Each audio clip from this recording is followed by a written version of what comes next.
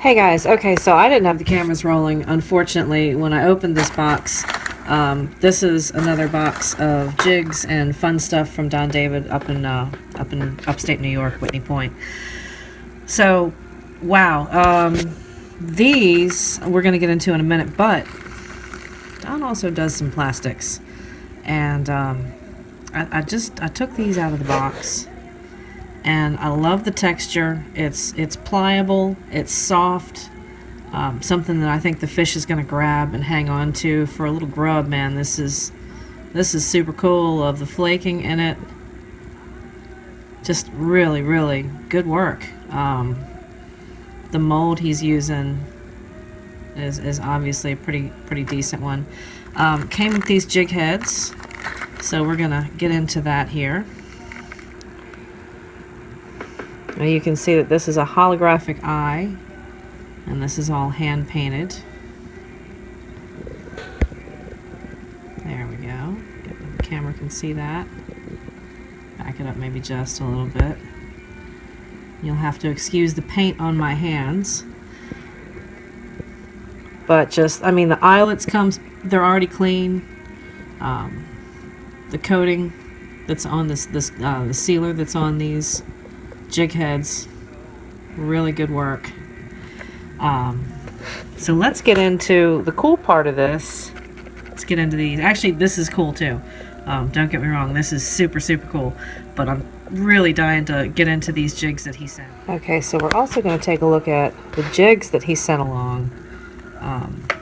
These are sexy jigs, I gotta tell you. Now this, if I remember correctly, is a squirrel tail jig, not a bucktail, and it is very well made. Let's get a close-up here on the tie. Now Don doesn't use glue, he doesn't use paint. These are all hand-tied, hand-knotted, very clean. Look at that, y'all. I mean, that's what smallmouth is not going to want to hit this. Seriously. That's a good looking jig, Don. Alright, so for the last part of this, let's take a look at these other two jigs that he sent along. Now, these are bucktail jigs. This is what's called a bunny buck, which means that this is a strip of rabbit fur, and then this is deer hair on this part of it. Once again, very clean line ties, very meticulous, has taken all of the paint off of the eyelets so you don't have to mess with it when you're fishing. A little bit of flash, which is an added attractant for the fish. And you can see the work and the tie all the way down into that bunny hair. And some of you guys might be cringing at this. It's like, oh, you know, it's bunny, it's deer. Some of you watching the channel, although I wouldn't think so, but you may not eat meat, you might just eat fish, which I can appreciate that. However, I am a large proponent, though I don't hunt right now myself. I do fish. I fish all the time, and I do fish for consumption.